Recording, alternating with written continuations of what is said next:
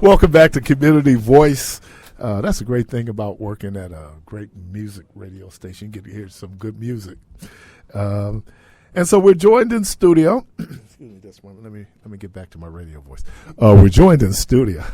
We're joined in studio by Mr. Alvin Hill of the Center for Independence and their newly appointed President and CEO, Leif Elsmo.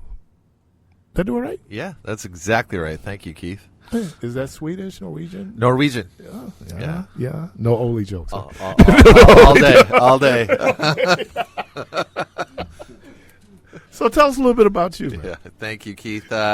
Well, as you mentioned, newly appointed CEO and President of Centers for Independence. It's wonderful to be with you today on Community Voice. A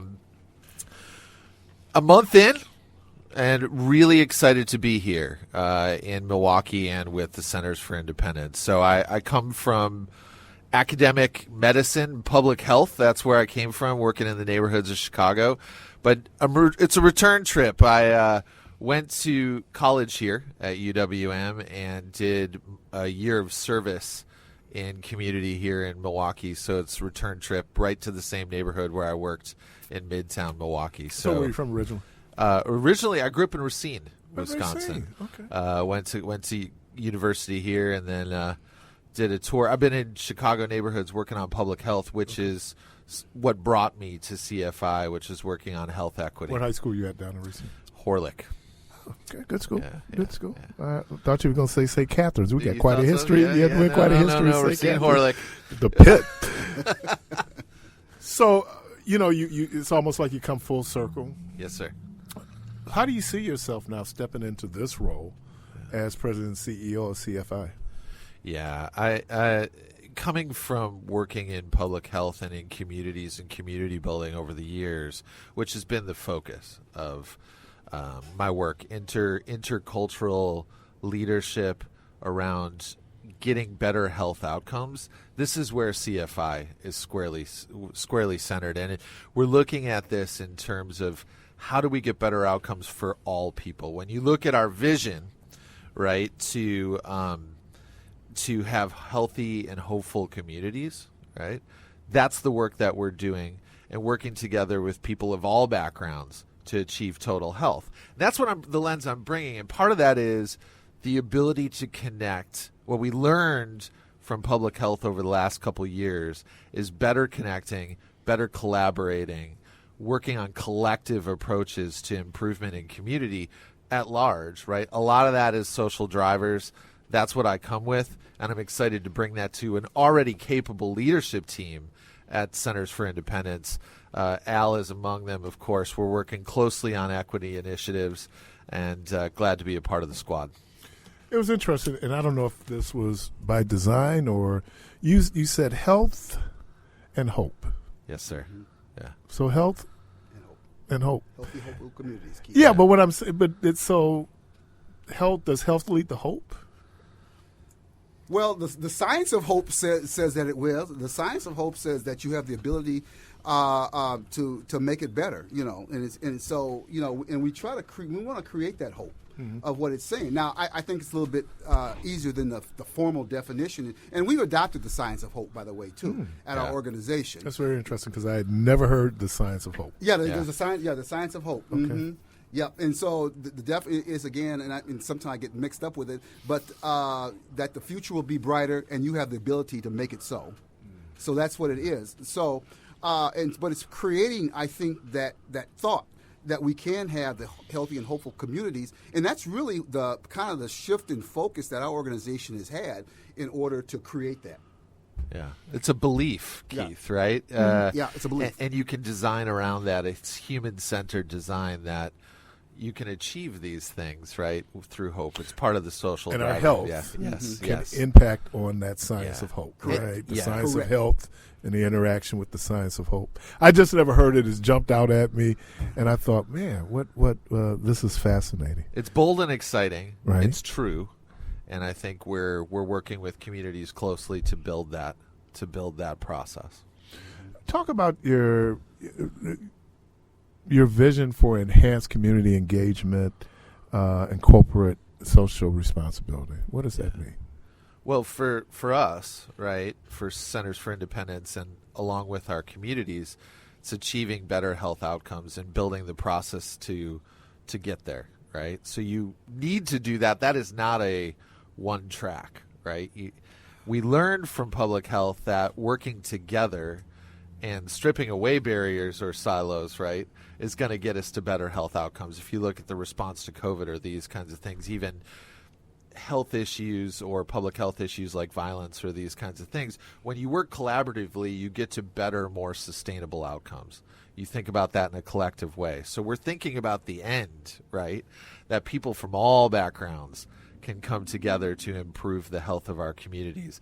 That's the idea, right? And so for us, collaboration is going to be key and vital. I know it was through this last process that Al led.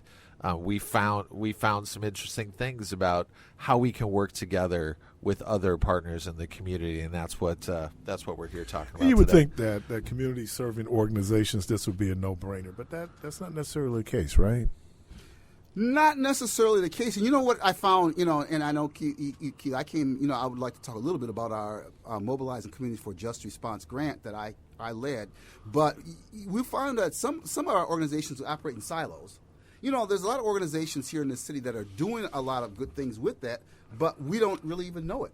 So this grant that I worked with one of the objectives was to create partnerships and then raise voices on the issue of the marginalized community, and found out a lot of interesting things, And I think some of them do know it, but sometimes we just don't see it. Or maybe our conception of it might be not skewed, but not in concert with the ability to be able to better community or collectively organize or mobilize. I think that's the word I want to use. So yeah, I mean, you would think that it's a no-brainer, but it really isn't. Right. And I guess we learned in life, never make assumptions. We can walk into a space and assume, but that might not be the case. But Keith, what we want to do, just keeping that thought in mind, is we want to be a convener of those efforts. Okay. At least that's part of my job. And I've been down this road a little bit before, pre-pandemic, with an effort I led on black male unemployment. But we want to be a convener in this effort so that we can not make it where it does raise the voices on the issue, and it does become sort of a no-brainer, if we can.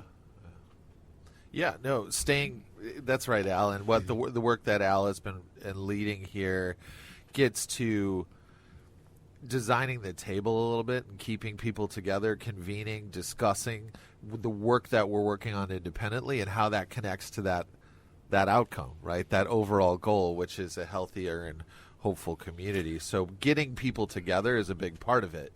And yeah, people do work independent. You get in your lane, right? You focus on that. You do the best you can. And coming up a little bit and being able to see what everyone else is working on, how you complement each other is the key.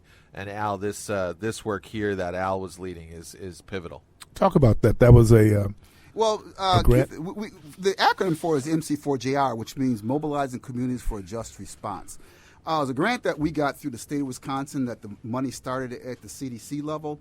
And we were charged to look at the marginalized community and how the pandemic affected employment. And so I worked on doing that for about 18 months approximately with that. And I think last year when I came and talked to you, I was just starting up with this project.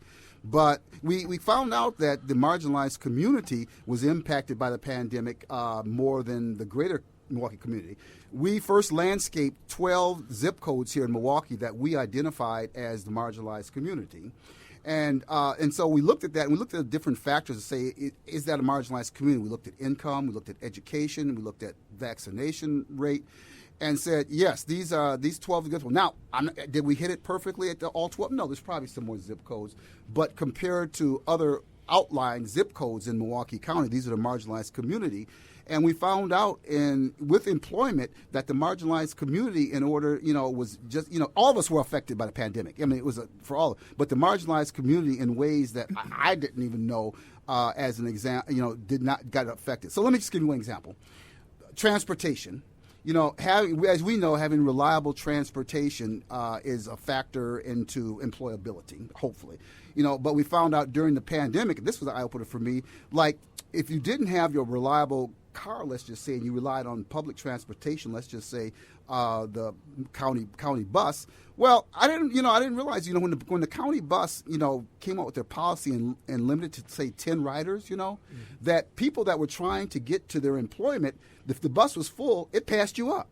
And so how do you then plan, for that, And then so, one time it might pass you up, one time it won't. And I said, whoa, so that's a policy. Okay, I understand the policy, but that again affected people who don't have, blessed like myself, to have a vehicle, are relying on that transportation. And then what happened, Keith, in terms of how it impacted employment was, as employers were scrambling, they didn't really understand sometimes with the marginalized community what they were going through in their environment. And oftentimes it created a strained relationship. And people actually, for being late, instead of understanding, they were fired. So so that's what I'm saying. This is kind of what I looked at, and childcare was another one that I looked at, and how childcare was affected. Normally, especially, let's just talk about a single parent. A single parent, you're kind of taught, have a plan A and plan B. Well, sometimes your plan B, if the daycare is out, which they were during the pandemic, is your family, but sometimes your family is your older adults, but we didn't necessarily want our children around the older adults because of, catching the virus, So that really had an impact as well, too. And in the marginalized community, they weren't as, resourced as some of the other communities in order to work from home, like me. Internet, we take that for granted. Does that make sense, Keith? You understand what I'm saying? Yeah, I think it also points out and especially in this public health space, how interconnected we really are. Yeah. Mm-hmm. That's right. This was unprecedented. In many lifetimes, you couldn't ask anything where we would say we're basically the world shut down. Yeah. Mm-hmm. And then, as you said, because of disparities, it became even. Well, we just saw the health outcomes, right? In terms of marginalized communities. Yeah, right. It was a shock to our society, a shock to our city, right? And from those lessons, right, we know that Centers for Independence is a part of the health ecosystem, health equity, right? But when you look at health, only 20% of it is health care, right? The rest of it is social drivers, right? We provide mental health, job training, job access, rehabilitative services, these kinds of things. Those are part of it, right? But there's food and nutrition and access transportation, as Al's talking about. How do you keep your family to be able to be functioning in a multi-generational household? There's a lot of needs that are there. And so we're thinking about that with our partners, right? We don't do everything at Centers for Independence. We do a lot of things, and we do it exceptionally well.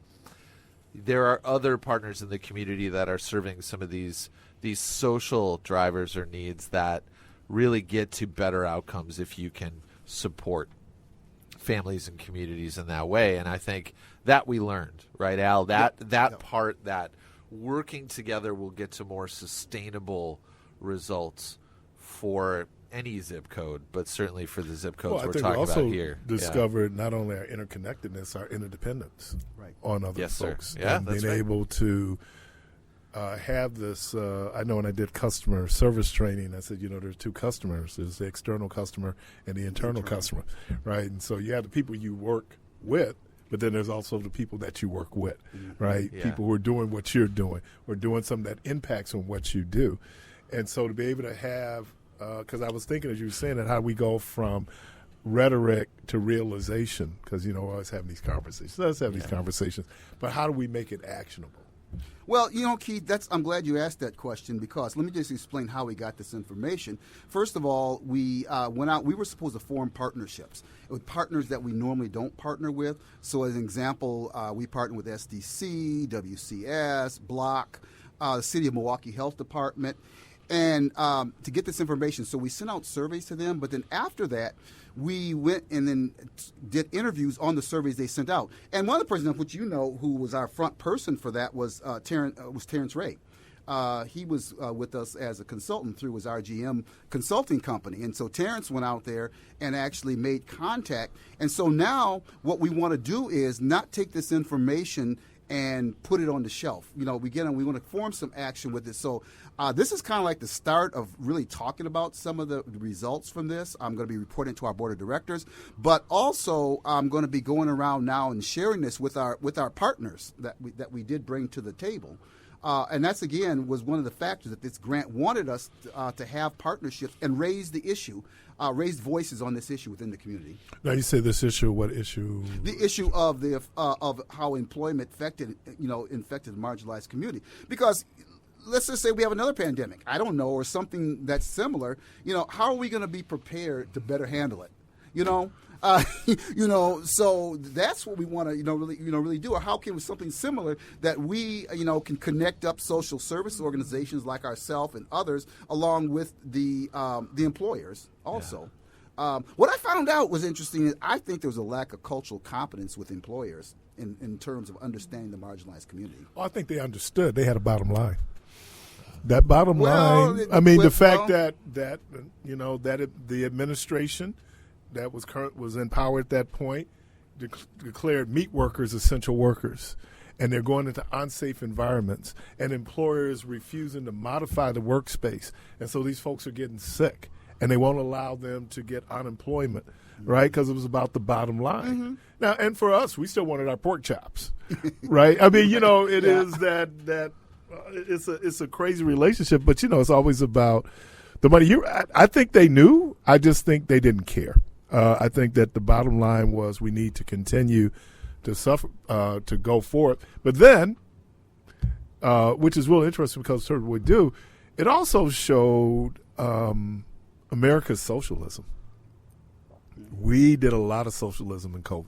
A lot of socialism. We did. A lot of social. The fact that people made sure they still had money where they could spend, how we expanded certain kind of access to things. It was for those of us who really believe in the community good that government can do. I just thought there was a lot of community good that was done during COVID. I think there were a lot of lessons there, Keith. You're absolutely right. Uh-huh. And we know when Al and I are out with our partners and talking in community or listening in community, I will tell you jobs or economics is always at the corner of it, right? It's at the center of it.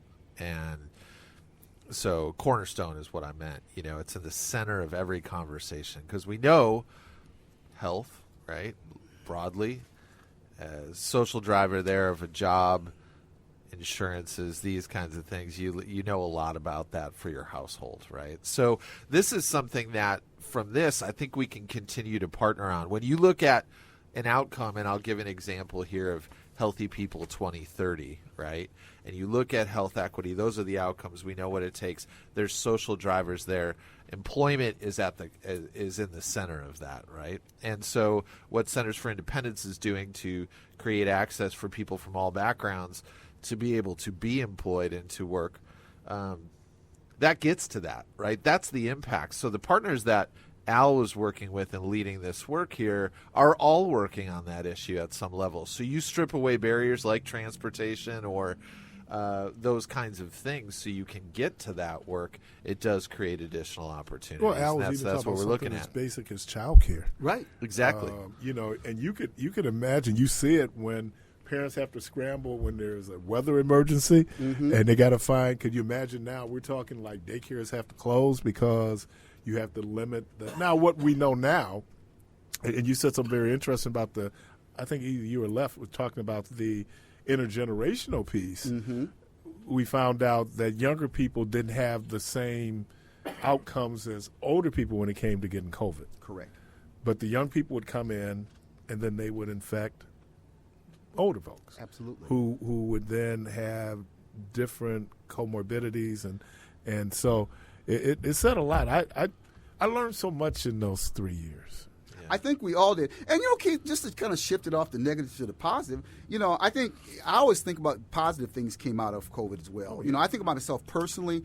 Our family, which is a small family, but it's kind of, throughout the country, we had Sunday Zoom meetings, and we weren't doing that before. But from the community, what we found out was that the COVID did give a sense of resiliency to the marginalized community, because, of what the marginalized community or BIPOCs have had to go through for all these years. The other thing that we found out was it increased the entrepreneurial mindset as well, too, within the marginalized community. It created an underground economy too, but there